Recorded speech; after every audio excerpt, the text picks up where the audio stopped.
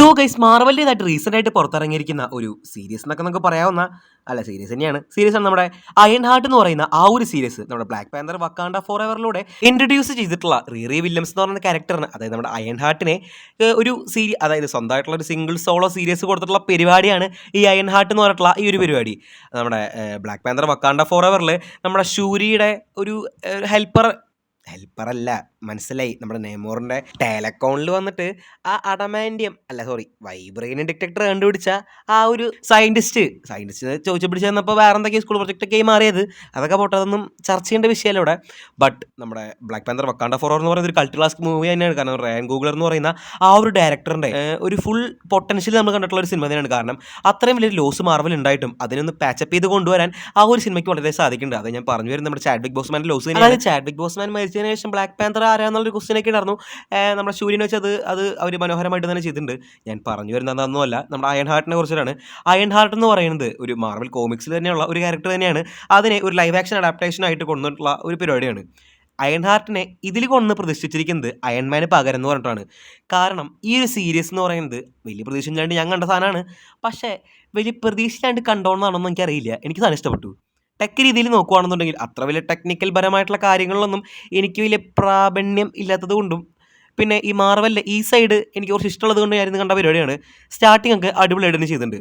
പക്ഷേ MIT എന്ന് പറയുന്ന അത്ര വലിയൊരു കോളേജ് എത്തിയത് കുറേ സ്റ്റുഡൻസ് ഈ MITയിലേക്ക് കിട്ടാൻ വേണ്ടി തലകുത്തിക്കുന്നതായിട്ട് നമുക്ക് മാർവലിലെ എന്നല്ല നമുക്ക് കാണാമല്ലോ, റിയൽ ലൈഫിലുള്ള സംഭവം. അപ്പോൾ മനസ്സിലായല്ലോ. അപ്പോൾ അതൊരു സംഭവത്തിനൊക്കെ അതൊരു ഡംസ്റ്റർ പരിപാടിയാണ്. നമ്മുടെ സ്പൈഡർമാൻ നോ വേ ഹോമിൽ പറഞ്ഞ പോലെ അങ്ങനത്തെ ഒരു സംഭവത്തിൻ്റെ ഒരു എക്സ്റ്റൻഡ് വെർഷൻ നമുക്ക് ഈ സാധനത്തിൽ കാണാൻ പറ്റും. അതായത് കോളേജൊന്നും പോയിട്ട് കാര്യമില്ല, നിൻ്റെ കഴിവിനെ വർദ്ധിപ്പിക്കണം, നീ സ്വന്തമായിട്ട് എന്തെങ്കിലുമൊക്കെ ചെയ്യണം എന്നുള്ളൊരു മൈൻഡ് സെറ്റിലാണ് ഇതിന് തുടക്കം. ഇതൊരു ടീനേജറിൻ്റെ ഒരു മൈൻഡ് സെറ്റ് ആയിരിക്കും. കുറച്ച് നാൾ കഴിയുമ്പോൾ അത് റെഡി ആയിക്കോളെന്നാണ്, അല്ലെങ്കിൽ ഈ സീരീസിൽ തന്നെ പാച്ചപ്പ് ചെയ്ത് കൊണ്ടുവരുന്നതാണ് ഞാൻ വിചാരിക്കുന്നത്. അപ്പോൾ ഞാൻ പറഞ്ഞത് എന്താണെന്ന് വെച്ചാൽ സീരീസിൻ്റെ ഒരു കോറിലേക്ക് നോക്കുകയാണെന്നുണ്ടെങ്കിൽ എനിക്ക് മനസ്സിലാക്കാൻ സാധിച്ചത് നമ്മുടെ അയൺമാൻ്റെ ഐഡിയോളജിക്ക് ഒരു വിധത്തിൽ നോക്കുകയാണെന്നുണ്ടെങ്കിൽ അതിനെതിരെ സഞ്ചരിക്കുന്ന, അതിലൊരു ദിശയിലേക്ക് സഞ്ചരിക്കുന്ന ഒരു പ്ലോട്ടായിട്ടാണ് എനിക്ക് തോന്നിയത്.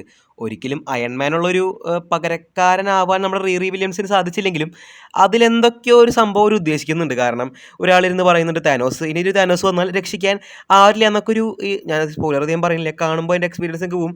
അപ്പോൾ ഒരാൾ പറയുമ്പോൾ നമ്മുടെ ഈ റീറി വില്യംസിൻ്റെ ആ ഒരു അയൺ സ്യൂട്ടിലത്തെ ആ ഒരു ഹെൽമെറ്റ് തെറിച്ച് വീണ് അവിടെ പോയി വീഴുന്ന, അതായത് അയൺമാന് പകരം റീറി വില്യംസിനെ അവിടെ പ്ലേസ് ചെയ്യാനാണ് ഉദ്ദേശിക്കുന്നത്. സോ ഞാൻ പറഞ്ഞത് എന്താണെന്ന് വെച്ചാൽ ആ ഒരു സംഭവത്തിന്, അല്ലെങ്കിൽ ഈ അയൺമാൻ എന്നുള്ള സംഭവത്തിനെ ഈ റീറി വില്യംസ് ആയിട്ട് മാറ്റാണ്. അയൺമാൻ എന്നുള്ളത് ഇനി അയൺ ഹാർട്ടായിരിക്കും. അപ്പോൾ പറഞ്ഞു വരുന്നത് എന്താണെന്ന് വെച്ചാൽ നമ്മുടെ ആ ഒരു MITനെ കുറിച്ചിട്ടാണ്. MITനെ കുറിച്ച് പറയുമ്പോൾ ഈ MIT എന്ന് പറയുന്ന സംഭവത്തിൻ്റെ ആവശ്യകത നമ്മുടെ ടോണി സ്റ്റാർക്ക് നമ്മുടെ ഫാർ ഫ്രം ഹോമിൽ കുറേ സംഭവങ്ങളൊക്കെ, അതായത് നമ്മുടെ ആ ഒരു ഒപ്റ്റിക്കൽ നമ്മുടെ ഇല്യൂഷൻ്റെ സംഭവമൊക്കെ ഉണ്ടല്ലോ, മിസ്റ്റീരിയ കണ്ടുപിടിച്ച ഇല്യൂഷൻ്റെ സംഭവം, ആ ഒരു സംഭവത്തിനൊക്കെ പറയുന്ന സമയത്ത് നമുക്ക് മനസ്സിലാക്കാൻ സാധിക്കും MIT എന്ന് പറയുന്ന സംഭവത്തിനെ എന്തുമാത്രം നമ്മുടെ ടോണി സ്റ്റാർക്ക് വില കൽപ്പിക്കുന്നുണ്ടെന്ന്. ആക്ച്വലി നമ്മുടെ ടോണി സ്റ്റാർക്കും MIT പാസ്ഔട്ട് തന്നെയാണ്. അപ്പോൾ ആ ഒരു സംഭവത്തിനൊക്കെ നേരെ ഒരു വലിയാത്ത രീതിയിലാണ് ഈ ഒരു സീരീസ് പ്രസൻറ്റ് ചെയ്തിരിക്കുന്നത്. ഒരു പക്ഷേ ഇതിൻ്റെ അടുത്ത സീസൺസ് വരുമ്പോൾ തിരിച്ച് നമ്മുടെ ഈ റീറി വില്യംസ് ചിലപ്പോൾ MITയിലേക്കൊക്കെ പോയിന്നൊക്കെ വരും. അതൊക്കെ നമുക്ക് കണ്ടിട്ട് തെറ്റുകളൊക്കെ മനസ്സിലാക്കിയിട്ട്. പിന്നെ നമുക്ക് ഇതിൻ്റെ വില്ലൻ സൈഡിലേക്ക് നോക്കുകയാണെന്നുണ്ടെങ്കിൽ, അല്ലെങ്കിൽ ഈ ഒരു സ്റ്റോറിയുടെ ഒരു സംഭവത്തിലേക്ക് നോക്കുകയാണെന്നുണ്ടെങ്കിൽ ഹുഡ് എന്ന് പറഞ്ഞിട്ടുള്ള ഒരു ക്യാരക്ടർ നമുക്ക് ഇതിൽ കാണാൻ സാധിക്കും. ആക്ച്വലി നമ്മുടെ ഡോക്ടർ സ്ട്രേഞ്ചിനോട് ഒരു 50% സാമ്യമുള്ള ഒരു ക്യാരക്ടർ തന്നെയാണ്.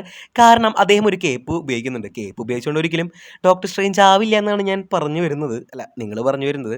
സോ അതായത് ഇതിൽ കോമിക്സിലേക്ക് നോക്കുകയാണെന്നുണ്ടെങ്കിൽ നമ്മുടെ ഡോർമാമുമായിട്ട് ഡയറക്റ്റ് ലിങ്കിലുള്ള ഒരു ക്യാരക്ടറാണ്. പക്ഷേ ഇതിൽ സീരീസിലേക്ക് വരുമ്പോൾ ഒരു പക്ഷേ നമ്മുടെ മെഫിസ്റ്റോ ആയിട്ടായിരിക്കും അതിന് ആ ഒരു കണക്ഷൻസൊക്കെ. അധികം ഞാൻ പറയുന്നില്ല, കാരണം സീരീസിൻ്റെ ആ ഒരു സംഭവം നിങ്ങൾക്ക് കളയണ്ട. അപ്പോൾ അധികം ഞാൻ ചർച്ച ചെയ്യുന്നില്ല. ഹുഡ് എന്ന് പറഞ്ഞൊരു ക്യാരക്ടറുണ്ട്, പിന്നെ അദ്ദേഹത്തിൻ്റെ അടിപൊളി ഗ്യാങ് ഉണ്ട്, അതൊരു LGBTQ ക്യാരക്ടറൊക്കെ ഉണ്ട്. ആക്ച്വലി അതൊരു ഫാറ്റ് അഗ്ലേറ്ററി ക്യാരക്ടറാണ് നമ്മുടെ കോമിക്സിലെങ്കിൽ ഇതൊരു LGBT ക്യാരക്ടറിനാണ് കൊണ്ടുനോക്കുന്നത്. സത്യം പറയുകയാണെന്നുണ്ടെങ്കിൽ ഈ ഒരു സംഭവത്തിനോട് എനിക്ക് താല്പര്യമില്ല. അതല്ലോട്ടെ, നമ്മളധികം അതിനോട് സെർച്ച് ചെയ്യണ്ട. സോ അടിപൊളി ഒരു ഗ്യാങ്ങൊക്കെ ഉണ്ട്. പിന്നെ ക്യാഷാണ് മെയിൻ എയിം, അതിനുവേണ്ടിയാണ് ഇയാളുടെ ഗ്യാങ്ങിൽ പോയിട്ട് നമ്മുടെ റീറി വില്യംസ് പോയി കയറുന്നത്. പിന്നെ ഇതിൽ എന്നൊരു സാധനത്തിന് പോകുന്നുണ്ട്. അതായത് ഈ റീറി വില്യംസിൻ്റെ മരിച്ചു പോയൊരു ഫ്രണ്ടിനെ വഴി തിരിച്ചു കൊണ്ട് അത് ഞാൻ അധികം പറയുന്നില്ല. ആ സാധനത്തിനെ അടുത്ത എപ്പിസോഡോട്ട് എടുത്തു കളഞ്ഞാൽ വളരെയധികം നല്ലത്. ഞാൻ പറഞ്ഞില്ലേ, അയൺമാൻ ഐഡിയോളജിക്ക് നേരെ ഇതിലാണ് ഈ പരിപാടിയൊക്കെ. അതായത് ക്യാഷിന് വേണ്ടിയിട്ടുള്ള ഒരു ടീനേജർക്ക് ഉണ്ടാകുന്ന കുറേ സംഭവങ്ങളൊക്കെയാണ് ഇതിൽ കാണിച്ചിരിക്കുന്നത്. എന്തൊക്കെ തന്നെയാലും സീരീസ് എനിക്ക് അത്ര മോശമല്ലാത്തൊരു എക്സ്പീരിയൻസ് ആണ് തന്നിരിക്കുന്നത്. താല്പര്യമുള്ളവർക്കൊന്ന് കയറി കണ്ടുനോക്കാം.